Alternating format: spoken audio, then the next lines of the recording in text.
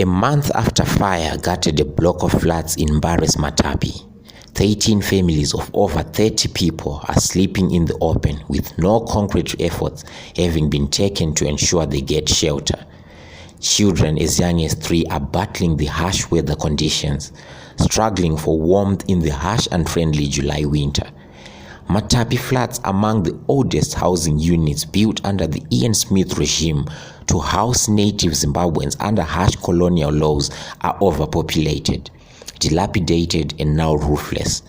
This is against the backdrop of government officials, including Vice President Constantino Chiwenga, promising them a utopia.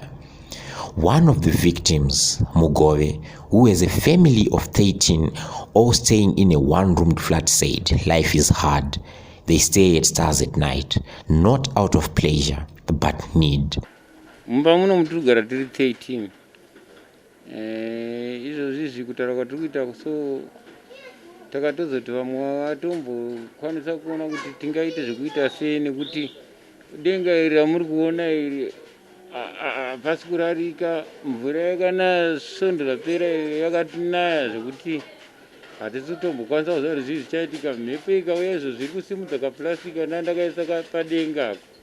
Saka tachitoto hamene kuti tichararama sei nechando chiri kupinda ipapa. Mahwindo ese akapwanyika ese aya hazvina kumbotimirira zvakanaka. Tiri panguva yakaoma, kunyange patigere chaipo tiri padambudziko rekuti matenga edu ashama, hatina marata, hatina chairo magetsi chaiwo.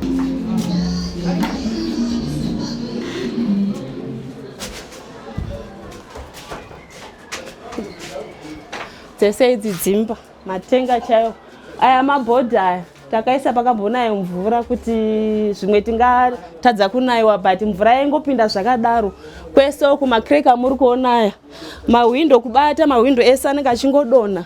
Uyu akazongoisawo ake but aitongodonha. Ndozi marata akatoora kudhara nemoto. Saka pakana mhepo ikauya pane pakakreka anogona kungosimuka kuti sei woenda. Aya marata pakabuda moto akabva atsva achibva adonha kwamuri kuona uku. Aya akasara akamira aine makreka, ese makreka aya. Kwese kwakanaye mvura kwese kwaipinda mvura. Saka kutori nedhenja isingaiti. Ndandine bhuku remotikari munomu rakatsva, saka kuda kuti zvitsvagewo zviwane zvakutinetsa kuti unotangira papi manje kuti ukwanise kunowana bhuku racho remota nemamwe madhokumenti akatsva. Pane mamwe agreements atine takaita nevamwe vanhu acho zvinobva hatichawana information yese yakabva yangotsva. Saka nemidziyo yakaita sanga mastovha nomukuona kuti zvakatsva zvese izvi. Saka zvongotiwo pasina pekutangira. MaTV, maredhiyo, magumbezi, hembe dzakawanda dzakatsva. Takatongozvirasa taona kuti hazvichachengeteka. Zvinhu zvokuti zviri kutibata nekuti zvatakanga taanazvo muupenyu hatichakwanisa kuti tizvitambire nekuti takaparidzirwa nezvinhu zvakawanda, magumbeze, midziyo chaiyo mumba hapana chatakasara nacho. Ini kwangu chakaafectwa iTV ingemadziro nemaspika madiki koti neDVD nebhutsu. Ndozvanyautsva kwangu, zvimwe zvakatsva hazvo zvikati zvombe zvombe. Mumba medu tiri 8. Munogara mese? Baba namai nevana 5. Munoona izvozvi tinototi vakomana vanorara kuno, vasikana tovakumbire kune imwe imba yekuti vanorara ikoko.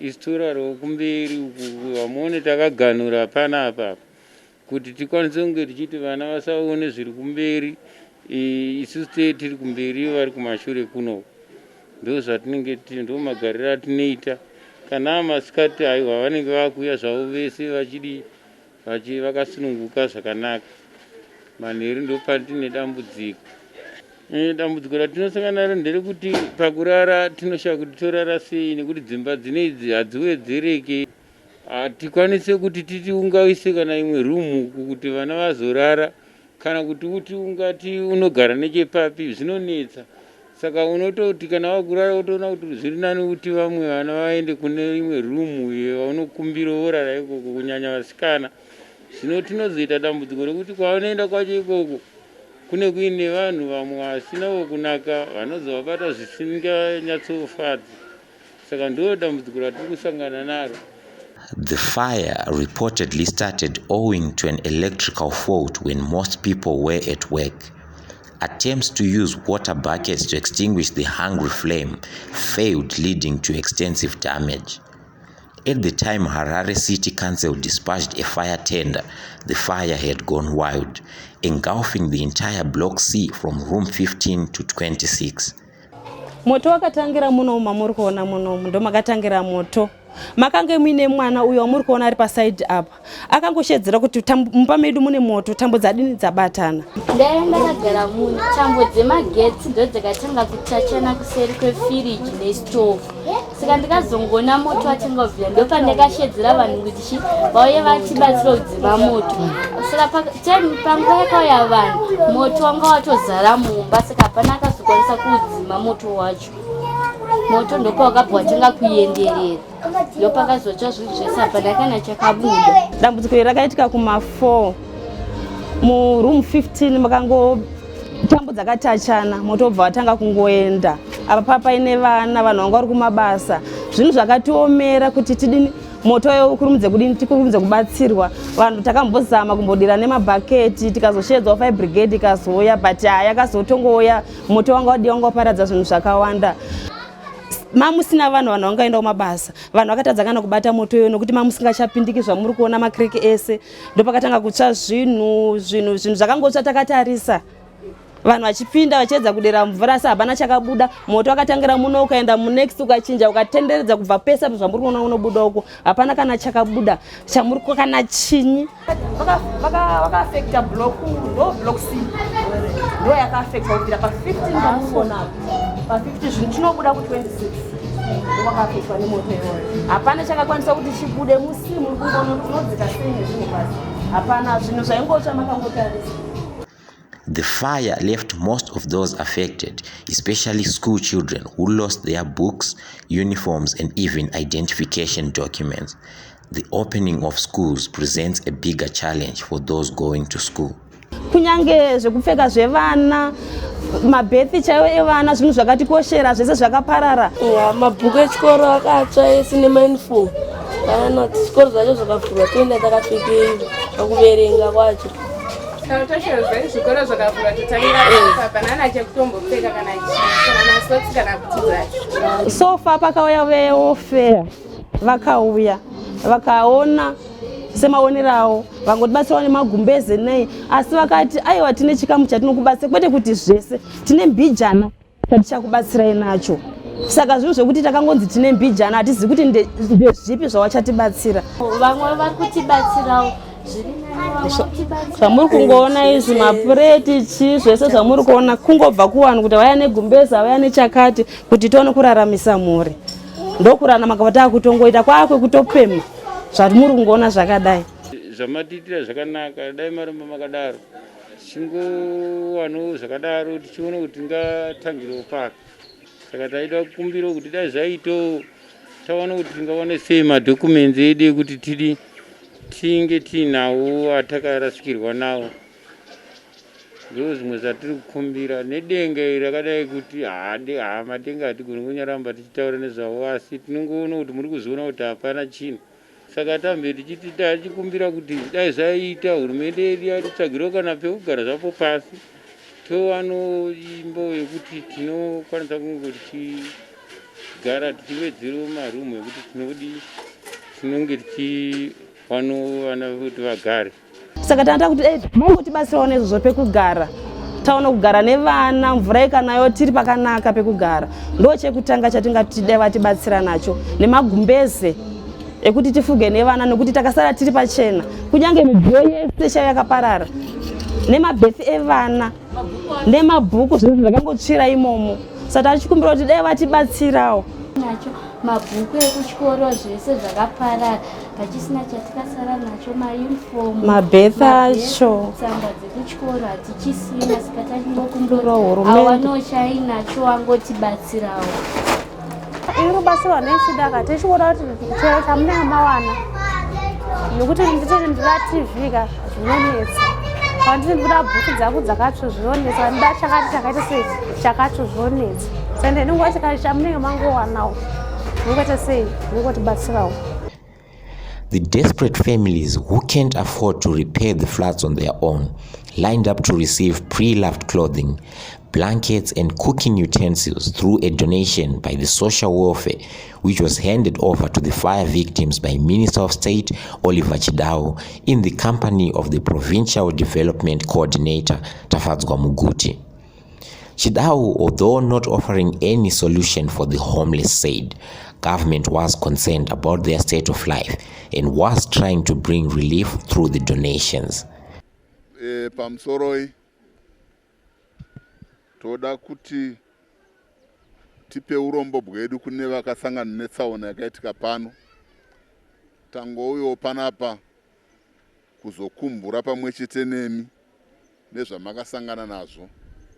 Tine urombo asi tatongotenda ndezvataurwa kuti hapana kurasikirwa noupenyu, asi hatidi kuti zvinhu zvakadai zvirambe zvichiitika patinogara. Toda kuti tigarewo zvakanaka kuitira kuti mangwana imwe nguva zvikaramba zvichiitika vamwe vanozoguma varasikirwa noupenyu. So kana takagara tomake sure kuti takagarawo zvakanaka. Zvatauya nazvo ndezvekutenda kuti pamwe musangano nokuti mungabetserekana sei. Unoona kuti zvinhu zvese zvinobva zvaitawo zvakanaka.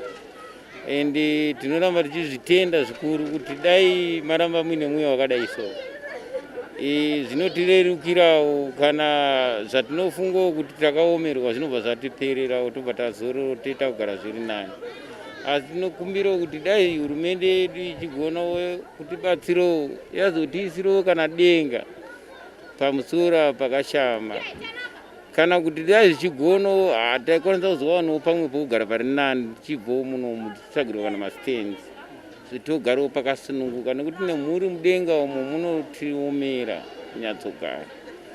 Ndoze zvimwe zvatinongochema kudai hurumende ikakwanisa kuzotitsvagirawo pamwe pokugara. Kana kuwana haistand tozovatanga hedu kana kuwana zidhina 1 tichivaka zviri nani. Tinogona kuonawo pekutangira. Nekuti mumahosteri mukatarisa dzimba dzaold zvekuti kuti ugaremo, masuweji, mahwindo hadzisina. Izvo zvizi titori paridzidzo kuti mungona marata ayo rinogona kudonha ipapo nemhepo rikatotema mwana akakuwara. Saka mamwe mariski atangomirira kuti anytime tinogona kungosangana nawo. Saka ndozvatachiti dai hurumende ikatikurumidzawo kuona kuti tingabatsirwa sei. Sanika mabatsira vatiita tinovatenda zvikuru nekuteuka kwakadai. Ndozvandingangoti ndingangotaura hangu chete asi tinotenda nehurumende inoteuka misi nenguva. Mama ninguva yakareba sei muchigara kuno? Muhosteri umu baba ndagara zvekuti ndonga sofa ndane zvekuma 30 years ndichigara muhosteri imomo. But zvinhu zvachona nditoona zvichitoramba zvichitotiomera. Nekuti dzimba dzachona dziramba dzane matambudziko asi kupera. Ndo zvimwe zviri kuitika padzimba dzatiri kugara. Zvekuti izvozvi mukada kutongoti zvenyu mukakwidza mukaona mukati macho kuti muti munogara vanhu munongoona mega kuti zvakaoma. Zvakatiomera. Muguti said Mbare remains overcrowded and there was a plan by government to decongest the populous suburb. He told the media some of the demolitions conducted by government were meant to create space for new developments. We're happy that Civil Protection has actually provided tents for some of them in the meantime to stay in. We are going to be looking into as government so that we can try and accommodate as first priority some of these floods in terms of the rehabilitation of floods which is happening across.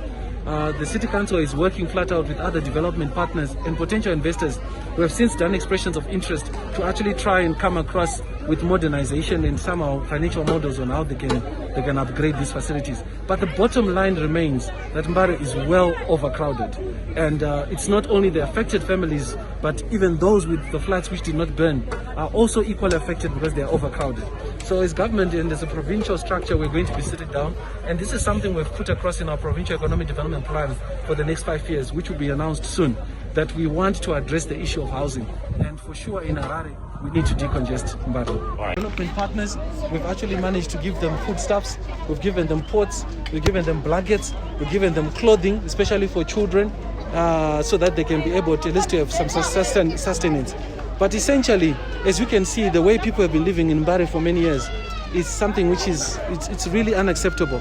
And as part of the goal for government, the urban renewal program for Mbare, we want to be able to build better housing.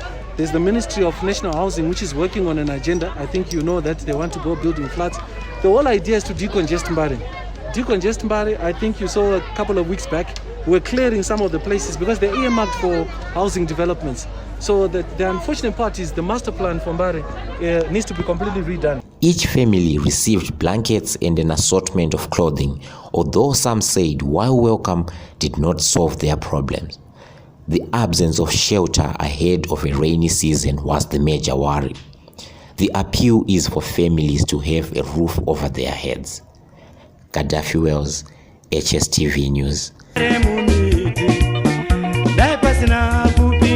Kwa nje echo kwati pasi pano taona moto